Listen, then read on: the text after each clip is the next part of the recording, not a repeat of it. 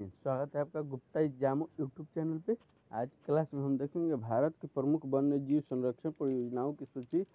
भारत में कौन जितने भी है 2018 तक कौन कौन से महत्वपूर्ण परियोजनाएं हैं वन्य जीव संरक्षण से संबंधित। भारत की प्रमुख वन्य जीव संरक्षण परियोजनाएं।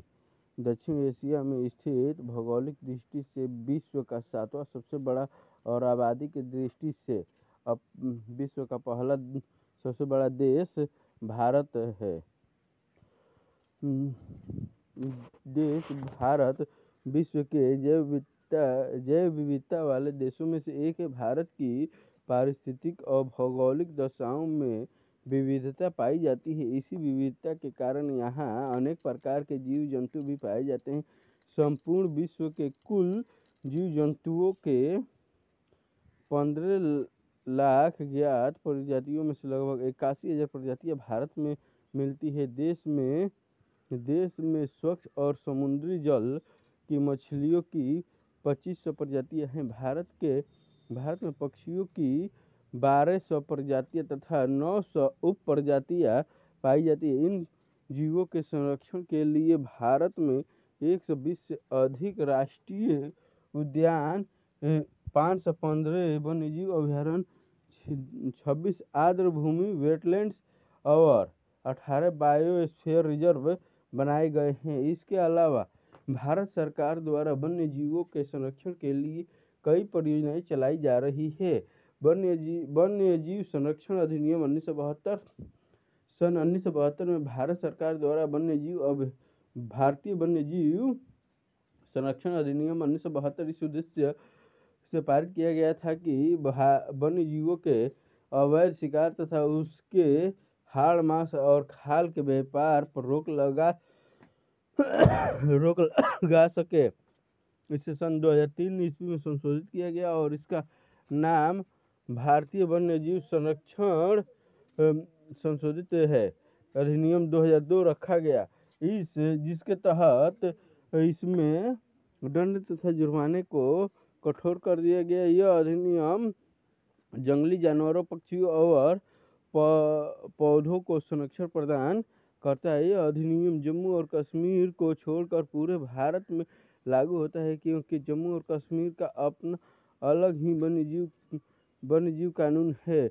इसमें कुल 6 अनुसूचियां हैं जो अलग अलग तरह से वन्य जीव को नुकसान प्रदान करते हैं।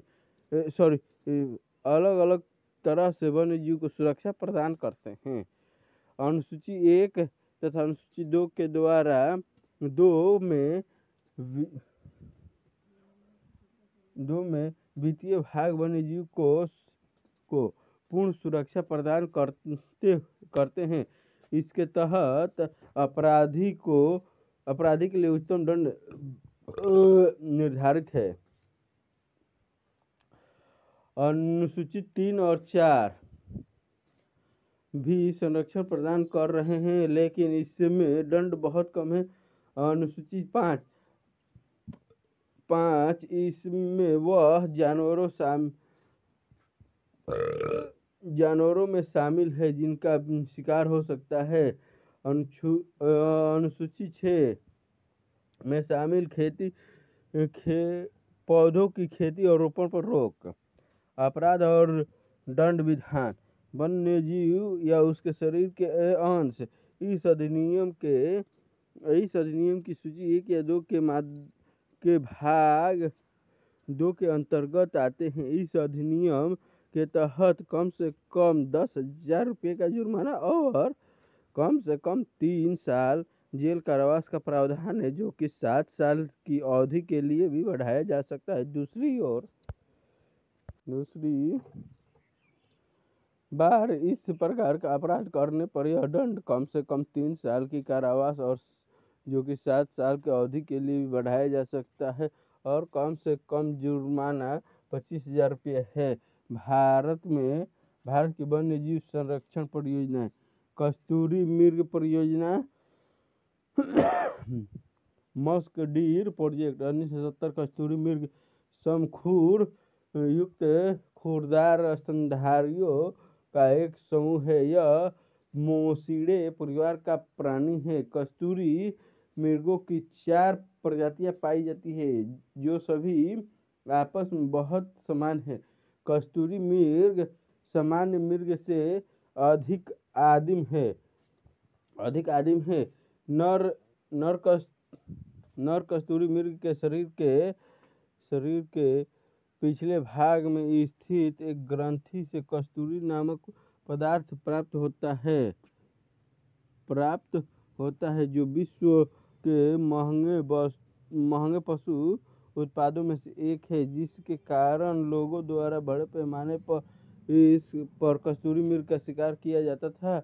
परिणाम स्वरूप कस्तूरी मृग की प्रजातियां विलुप्तता के कगार पर पहुंच गई है। अतः भारत सरकार ने वर्ष 1970 में international union for conservation of nature IUCN के सहयोग से उत्तराखंड के केदारनाथ अभयारण्य में कस्तूरी मृग परियोजना शुरू की है। प्रोजेक्ट हंगुल 1970 हंगुल पर यूरोपीय रेडियर प्रजाति का लाल हिरण का एक नस्ल है। भारत में इसका निवास स्थान कश्मीर घाटी और हिमाचल प्रदेश का चंबल जिला है। कश्मीर में यह मुख्य रूप से दाचीग्राम राष्ट्रीय उद्यान में मिलता है। यह जम्मू कश्मीर का राजकीय पशु है। हंगुल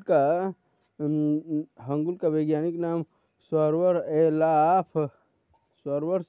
एलाफस हंगुल है। भारत सरकार द्वारा 1970 में हंगुल के संरक्षण के लिए हंगुल परियोजना की शुरुआत की गई थी।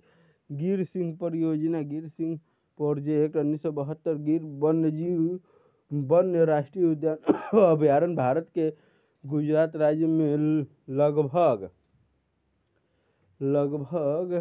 1424 वर्ग किलोमीटर में फैला हुआ है, जो एशियाई शेरों के लिए विश्व प्रसिद्ध है। दक्षिण अफ्रीका के बाद यह विश्व का एकमात्र ऐसा स्थान है जहां शेरों को अपने प्राकृतिक आवास में रहते हुए देखा जा सकता है। गिर के जंगल को वर्ष 1969 में वन्यजीव अभयारण्य बनाया गया था, जबकि 1972 में इसे राष्ट्रीय उद्यान के रूप में स्थापित किया गया था। सरकार द्वारा किए गए प्रयासों से अब यहाँ शेरों की संख्या बढ़ गई है। बाघ परियोजना प्रोजेक्ट टाइगर 1973 वर्ष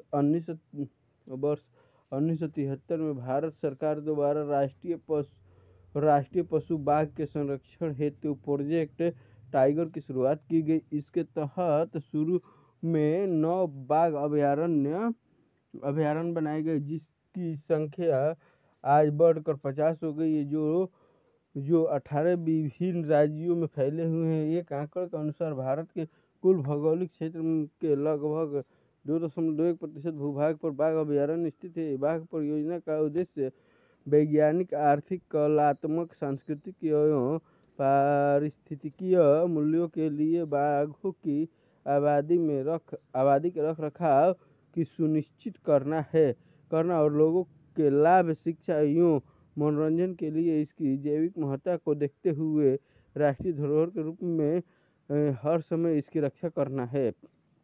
कछुआ संरक्षण परियोजना turtle conservation project 1975 olive Ridley नामक कछुए उड़ीसा के समुद्र तटीय क्षेत्र में पाए जाते हैं, जो कि दक्षिण अमेरिकी प्रजाति हैं। भारत के ओलिव रिडले प्रजाति के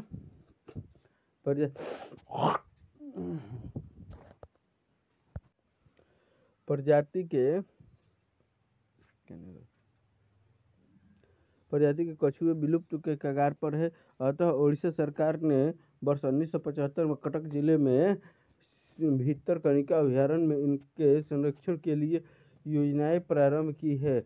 घड़ियाल प्रजनन परियोजना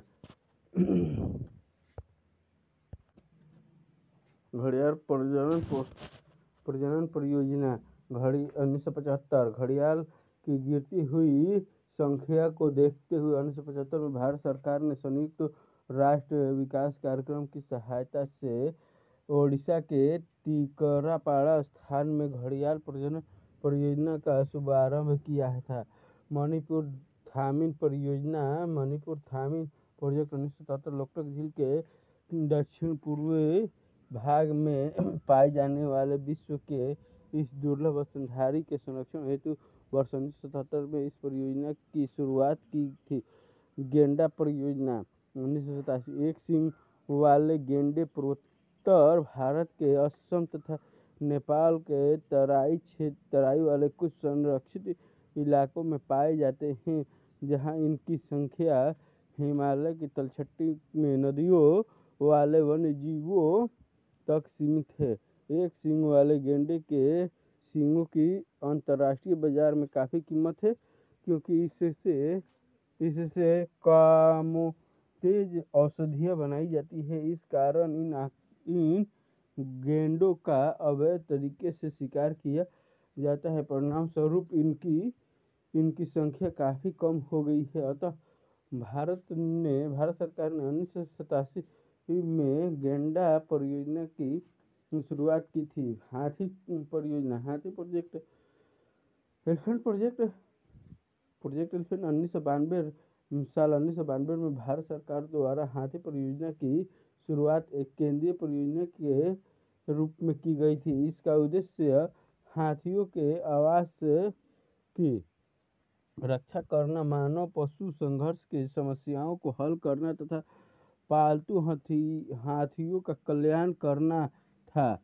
इस परियोजना को मुख्य रूप से 13 राज्यों आंध्र प्रदेश, अरुणाचल प्रदेश, असम, झारखंड, कर्नाटक, केरल, मेघालय, नागालैंड, ओडिशा, तमिलनाडु, उत्तराखंड, उत्तर प्रदेश और पश्चिम बंगाल में चलाया जा रहा है। इन राज्यों को वित्तीय एवं तकनीकी सहायता प्रदान की जा रही है। इसके अलावा महाराष्ट्र और छत्तीसगढ़ को भी हाथी परियोजना के तहत लघु सहायता प्रदान की जा रही है। लाल पांडा परियोजना रेड पांडा प्रोजेक्ट 1996 यह पूर्वी हिमाचल में लगभग 1500 से 4000 मीटर की ऊंचाई पर पाया जाता है। अरुणाचल प्रदेश के कैटवियर के नाम से जाना जाता है। इनकी कम होती जा रही जनसंख्या के कारण वर्ष 1996 में विश्व प्राकृतिक विधि के सहयोग से पद्मजा नायडू हिमालयन जंतु पार्क में लाल पांडा परियोजना की शुरुआत की गई थी। हाथियों के अवैध हत्या तथा निगरानी कार्यक्रम monitoring the illegal killing elephant MIKE 2003 वन्य जीव और वनस्पति की लुप्तता प्रजातियों के अंतर्राष्ट्रीय कन्वेंशन द्वारा 2003 में माइक कार्यक्रम की शुरुआत की गई थी। इस कार्यक्रम का प्राथमिक उद्देश्य अफ्रीकी और एशियाई हाथियों की अवैध हत्या के स्तरों पर नजर रखना है।